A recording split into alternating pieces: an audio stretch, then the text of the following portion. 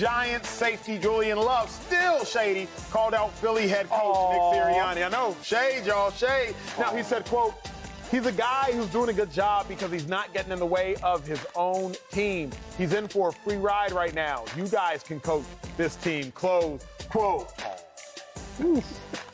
Shady, you know what's funny?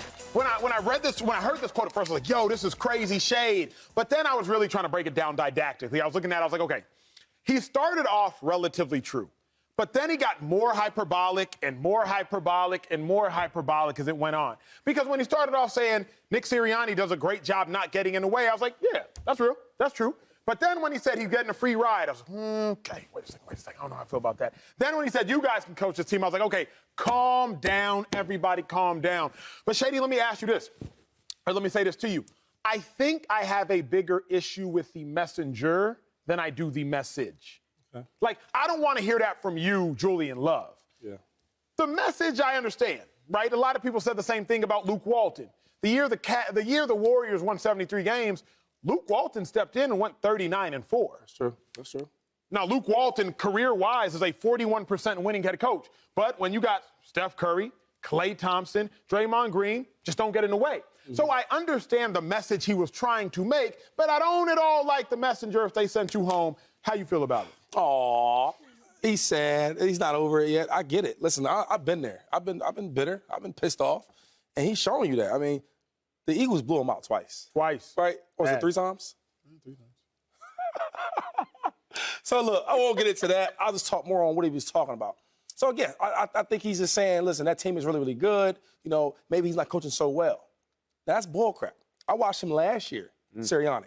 Take that team, who wasn't as good, a young quarterback, take him to the playoffs. That's hard to do. And then the next year, which is this year, take him all the way to the Super Bowl. One thing about having a lot of good talent is egos. It's egos, right? He's done a great job of managing all these egos in the locker room, putting the only thing that matters, the only goal is to win a Super Bowl. And that's what they're doing. And I love that about a coach. Another thing I liked what he did, Jalen Hurts, he changed the format of the offense that caters to his style, which most coaches don't do. If I draft you here, this is the plays you're going to run because I want to do that. No. For Jalen Hurts, he changed everything for him. Got the wide receivers they needed. So, yeah, I think Nick Sirianni's doing a great job. We just FaceTimed him the other day, right? And he's hating, right?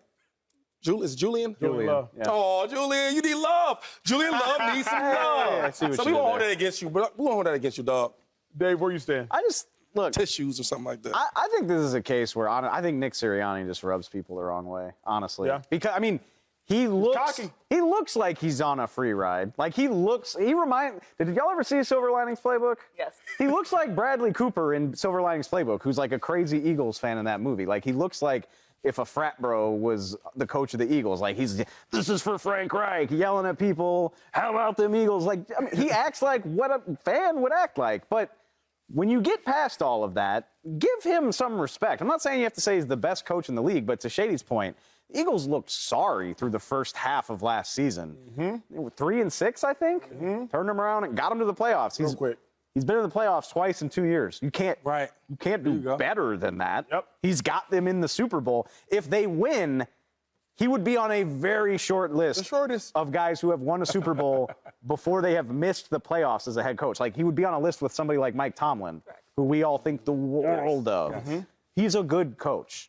Again, you don't have to think he's the best coach. I don't think he's not a finalist for Coach of the Year, right? No. And he's top 5, not top 2. And I don't think he should win Coach of the Year. I've said Brian Daboll for weeks and weeks. But he's a good football coach. The resume speaks for itself. Making the playoffs in both years of your tenure after the way the 2020 season ended for the Eagles. Remember, Doug Peterson left after they, tanked the season.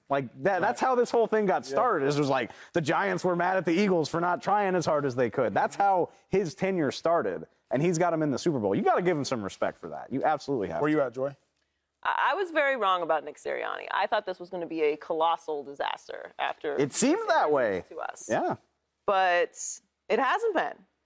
I mean, he's won 23 regular season games going back to last season. That's tied with Kyle Shanahan for 4th over that time span. He's in the Super Bowl. I think those 2 games this year without Jalen Hurts were kind of like, maybe. Dicey. Jalen is needed, but most coaches need a Right. Franchise quarterback. Kyle Shanahan will tell you you need a franchise quarterback. So that matters. It's kind of hard to take this from someone who's lost to Philly 3 times. Right. So I hear you on that. Sweep. The messenger is a little brutal. Messenger, yep.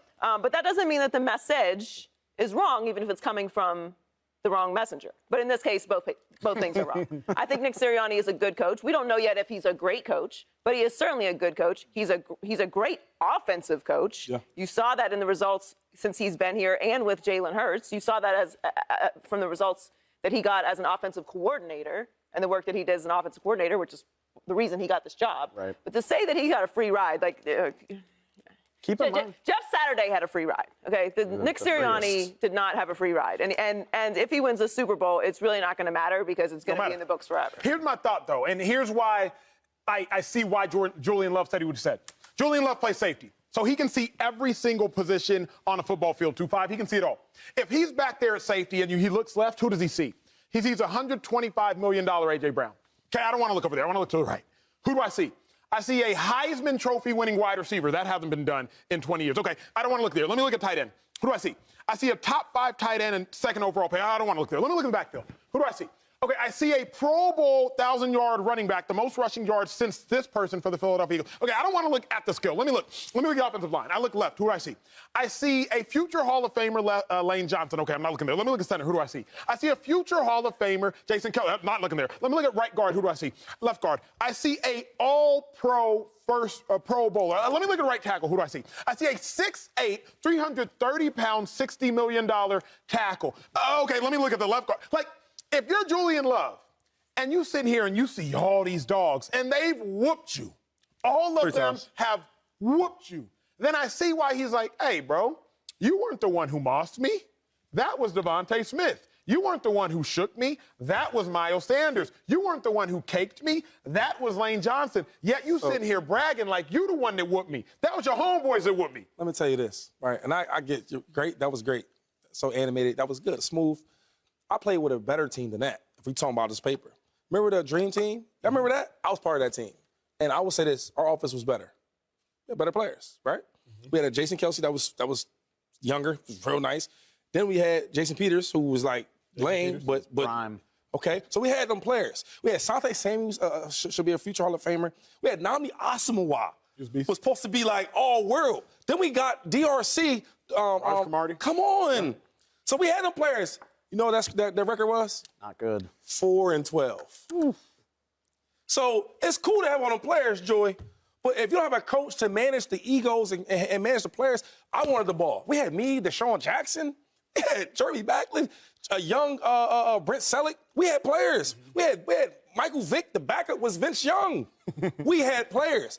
But we just couldn't get it together. And that took a coach like Nick Sirianni that kept everybody together. So but also, it matters. Like, we know, to your point, we know that a lot of talent doesn't necessarily mean that you're going to win anything. But also, why is it Nick Sirianni's fault that they put together a good roster? Coaches don't have all the power over players in most situations. You feel like Mike McCarthy did all of the drafting, made all of the choices in Dallas? Because he has a better regular season record. He didn't. No, right. So Nick Sirianni has a great GM.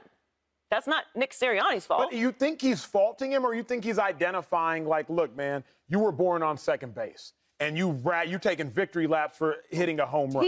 That's not how this works. That's not how this works.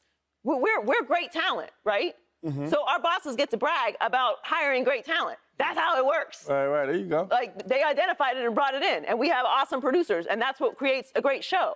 Everybody gets to celebrate in the work that everybody does. If Nick Sirianni doesn't also have to be the GM in order to take credit for this great team. In fact, the fact that he doesn't have to play GM is what is creating this great team, because they have someone in that role who does a good job. And the players, all the players love him. Of course. They all love him. They talk high about him. The central thing of the Eagles' entire success is that they were able to turn a second-round pick at quarterback into an MVP candidate. And we know, again, that's having a cheap quarterback is what lets you do everything else. That's why it's so important. That's why we talk so much about it.